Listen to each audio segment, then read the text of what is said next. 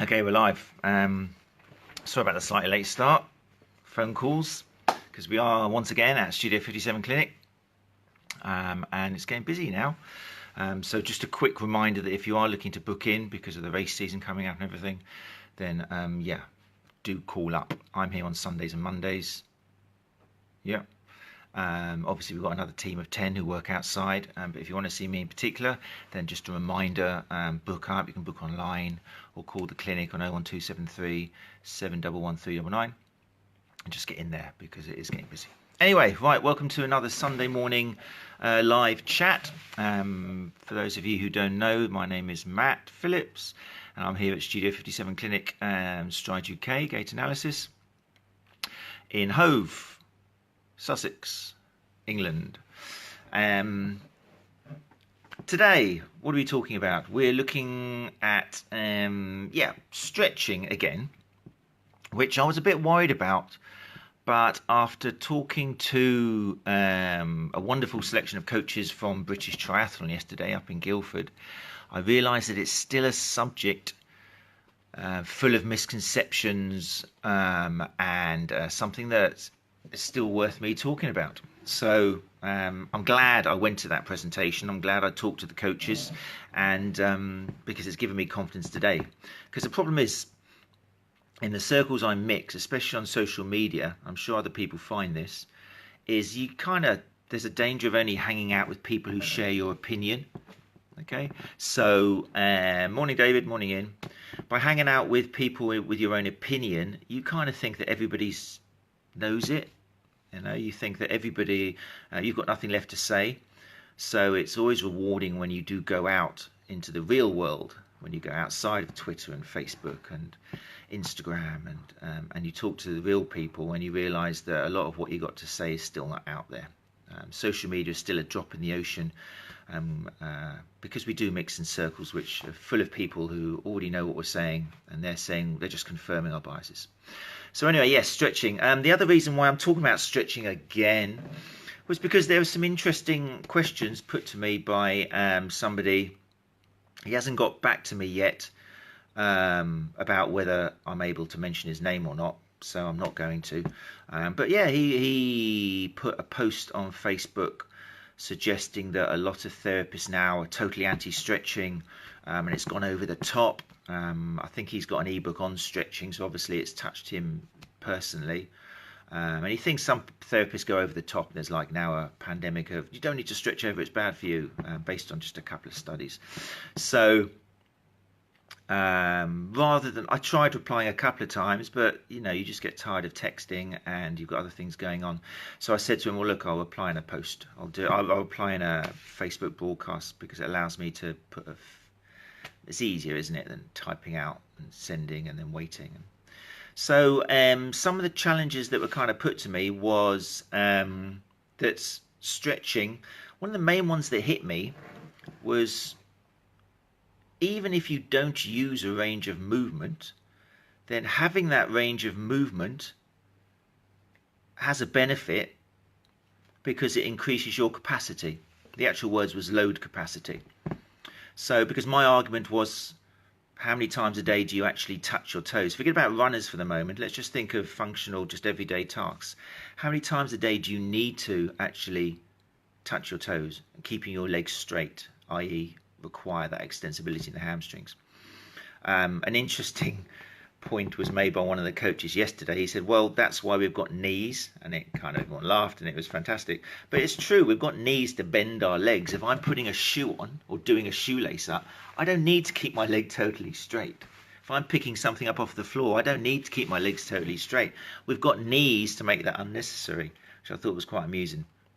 And so I replied, we don't, you know, why bother training for something we're not going to use? But there was this idea that having more of it actually helps maybe prevent injury or gives us greater capacity. Or I still claim that for everyday tasks, that's like, I'm not sure it's a strong argument. And also, let's imagine that you do suddenly you slip up in some snow and your leg goes off at a crazy angle, as if you were, I don't know, tackling a ball in football. So your adductor muscles, for example, or your hamstrings are put under a great strain. if you had that range of movement, if you trained yourself to be able to do the splits, would you therefore save yourself from injury? And I would suggest that the answer is no, because having a range of movement, having flexibility is not a skill. It won't really save you from anything unless you've got the strength and the control and the coordination and the timing and all these other elements of fitness and health, which allow you to actually use that range. And this is a big factor over why, especially when it comes to sport, if you're not using a range, there's no advantage. You can't really take flexibility out of the equation as if it's something that needs to be developed by itself. You will get flexibility for a sport by training that sport. Even in sports like martial arts and dance, I'm from a martial art background, so this is maybe why this is quite personal to me and why I enjoy talking about stretching. My party piece was always jumping up and doing the splits. Okay, and I could do that because I used to train 3 times a week, and I'd be doing ballistic training, but I'd be kicking people in the head for 3 days a week. Not always in the head, but I'd be going for high kicks. So because I was using that movement all the time, my body, for whatever mechanism, which is interesting as well, but I was able to do it. So at parties I would jump into the splits, and whoa, suddenly I was Mr. Popular. Of course, when I gave up martial arts and moved more into half marathon runs, then I noticed that I started losing that flexibility. And for me, it was a particularly painful realization, because suddenly at parties I was jumping up to do the splits on the dance floor in an inebriated state, and I was suffering the consequences when I hit the floor. And I therefore found out, much to the amusement of everyone else, that I couldn't really have the best of both worlds. If I was no longer practicing kicking high, then I was no longer going to have that flexibility. Okay, and I draw on that experience a lot to explain why, for example, in running, we're never going to use that flexibility. You shouldn't really be kicking people in the head during a marathon or half marathon or any distance race. And if you don't use it, then there's the expression of if you lose it, you lose it. If you don't use it, then you lose it. Connected to the neural system, I think, is a big one and applicable. You don't necessarily lose it, but you'll snooze it. Okay, so if you don't use that range in a coordinated, strength-based way, then it'll snooze and you won't be using it anymore. It won't be that easy to get into that range. So anyway, yes, the idea of having range opening windows of opportunity and saving you, I can't buy that based on the evidence we've got. So obviously for me, it's all about educating runners, and that was one of the big conversations. The first half of the talk yesterday was about stretching for runners, because it's something that still, go to a park run or go to a race, and I don't know, 90% of the people have still got their leg up on a post and they're trying to stretch out their hamstrings. Some will be kneeling down and trying to stretch their hip flexors. It's still done, even though the coaches kind of said we don't give static stretching before runs anymore, and UK Athletics and British Triathlons kind of on the training courses, static stretching's out. Runners are still doing it. Okay, it's still happening in the majority. So that's why I thought today would ask why. Why do we stretch? So if you're a stretcher, then just have a few moments to think, why do you do it? What do you think it's achieving?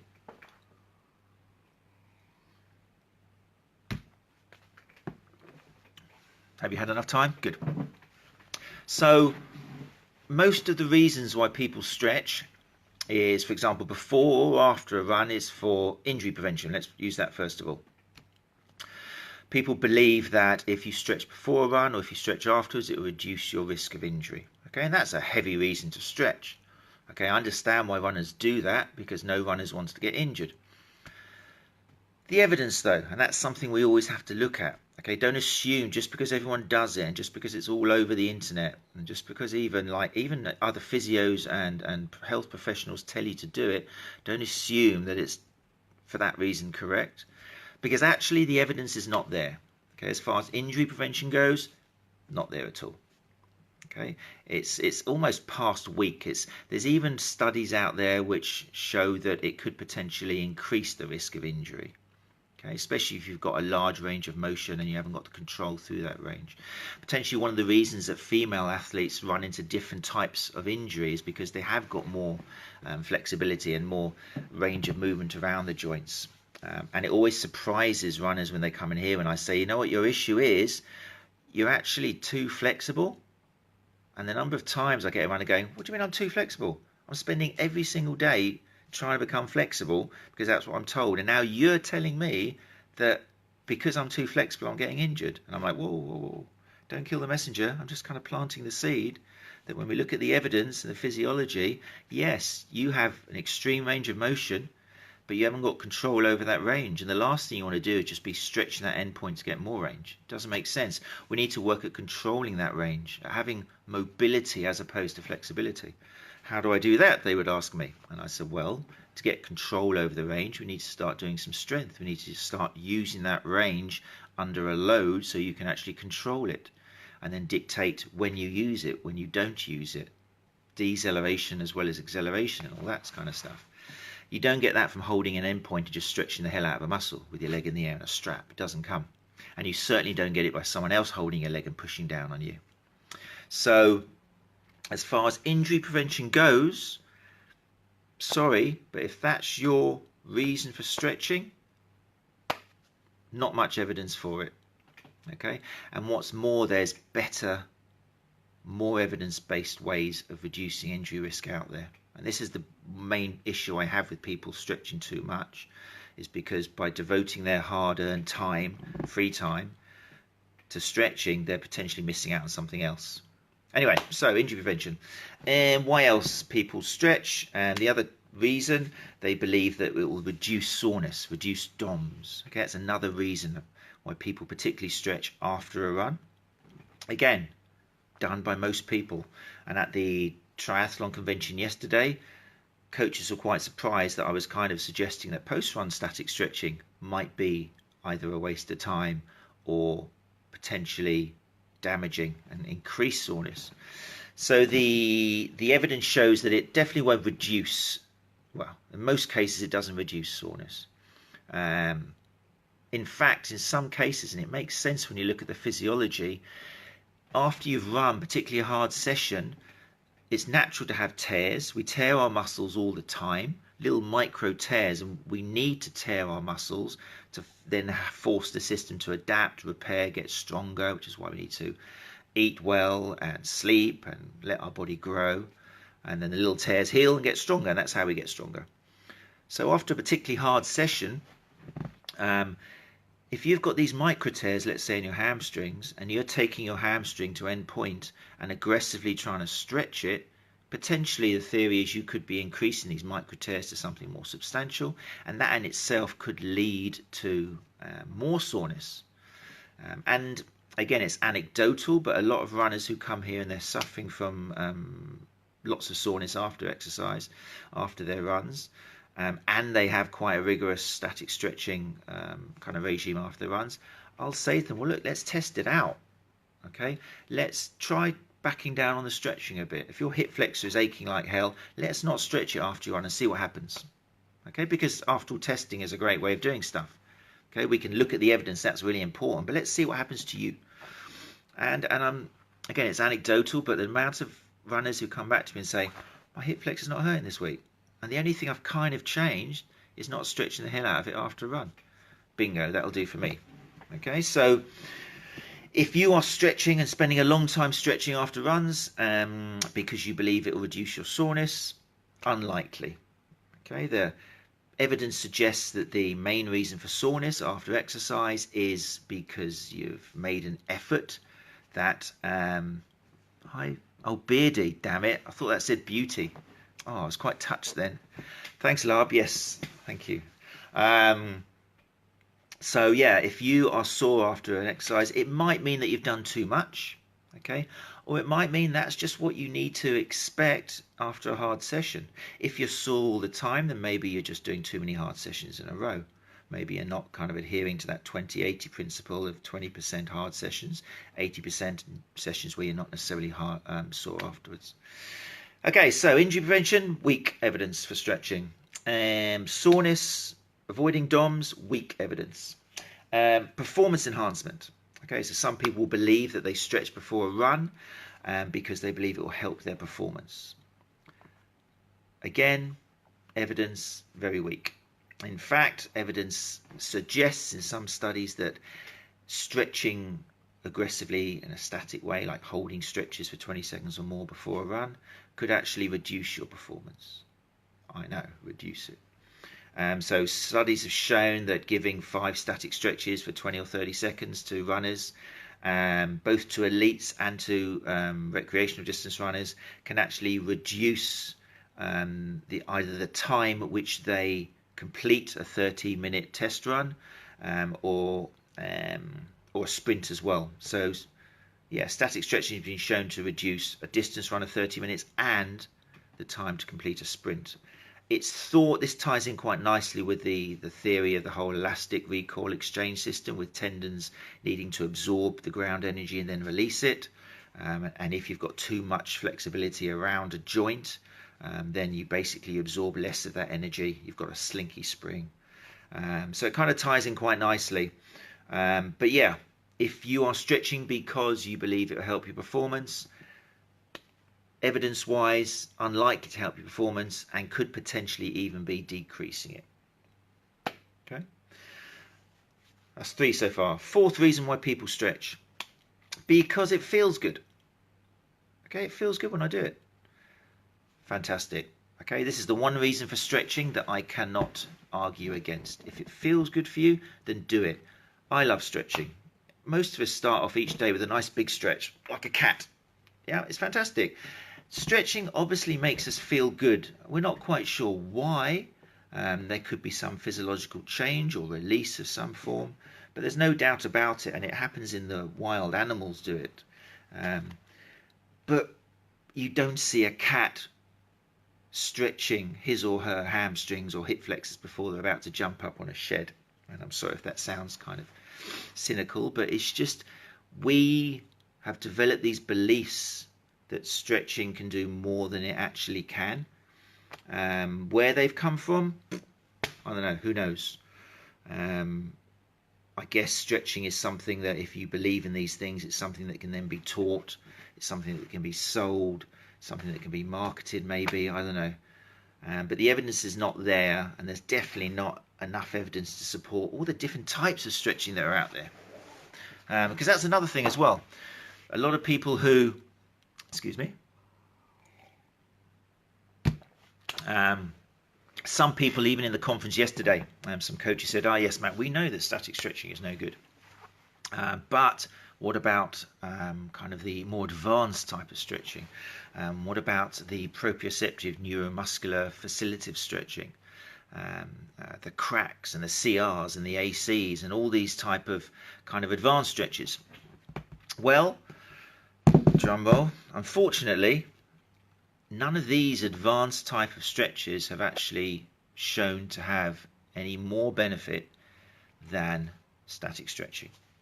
Even if you put a contraction in before the release, even if you've got a therapist pushing against their leg, you're pushing against their arm, you're holding it, and then you're releasing it, and they're actively pushing you into a more range. All of these kind of different combinations, which involve somebody helping you or you using a rope, no evidence to support it, I'm afraid. Sorry about that if you are a practitioner and you use this in your therapy a lot. That's not to say you don't see momentary gains in flexibility. Definitely, we see that all the time. In the gym and in clinic, we can increase your flexibility in 10 seconds just by having you lie down and doing one of these techniques. But there's a problem. One, does it actually last that long? Or as soon as 10 minutes after you've been walking outside, or when you wake up the next day, is it still there? 2, what are we hoping to achieve by increasing this flexibility? Even if it lasted for even if it lasted for days or months. Again, looking at the reasons, why are we trying to increase your flexibility? Because it feels good. Yep, no doubt about it. If you're doing these advanced techniques because your runner feels better when they leave the clinic, and they will feel better. You feel looser. It's like having a click, an adjustment. You're going to walk out feeling great, but let's make sure that as professionals, we're aware of how long that sensation is going to last for. Because you know what the problem is? If we know that person is coming back next week with the same range and the same pain and the same aches as when they came to you the week before, and you're charging them again and again and again, then that starts knocking on the door of unethical. If you're not saying anything, if you're happily increasing their range and then they come back and it's the same, and you increase it, comes back, increase it, you've got to ask yourself a question, right, I'm taking money for this. And if in the meantime they're still suffering from the same problems and injuries and pain, etc., then you're knocking on a pretty nasty door. So yeah, there we go.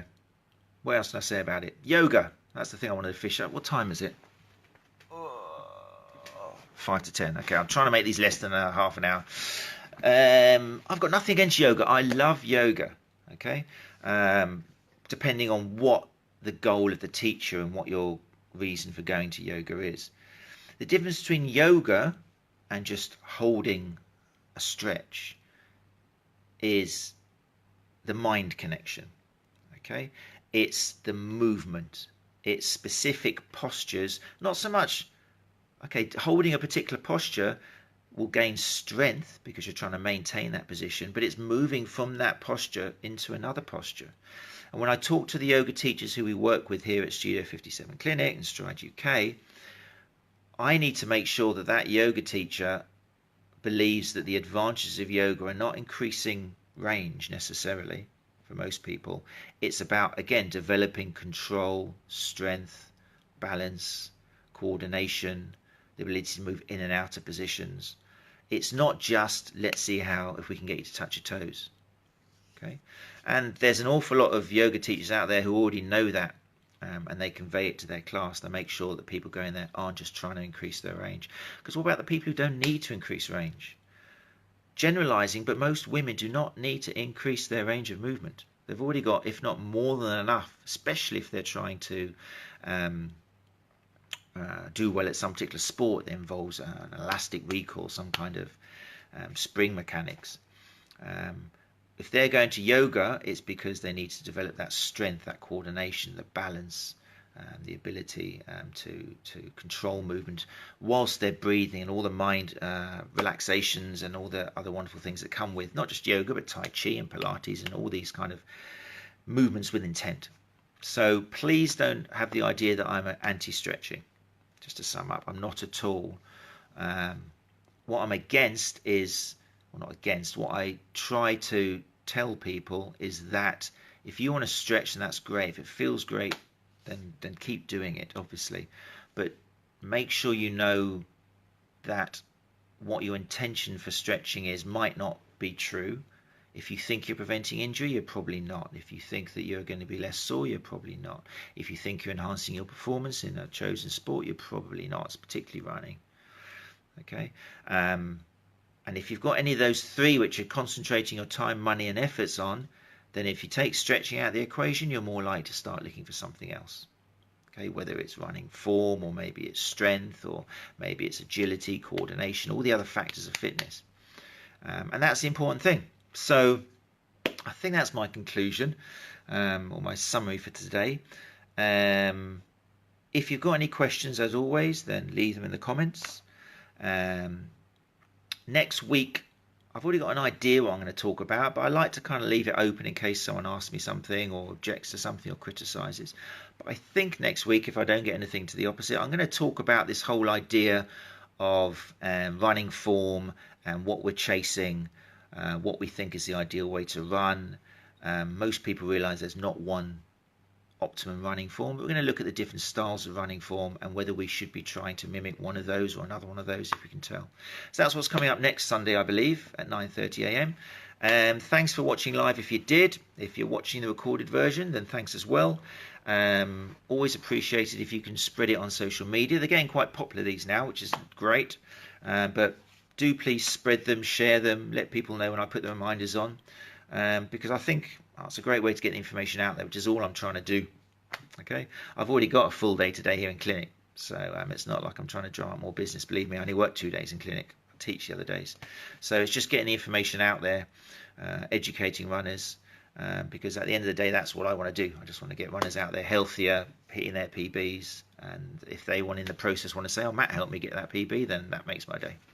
So thank you very much. We'll see you later on. See you next Sunday at 9:30 a.m. Bye bye.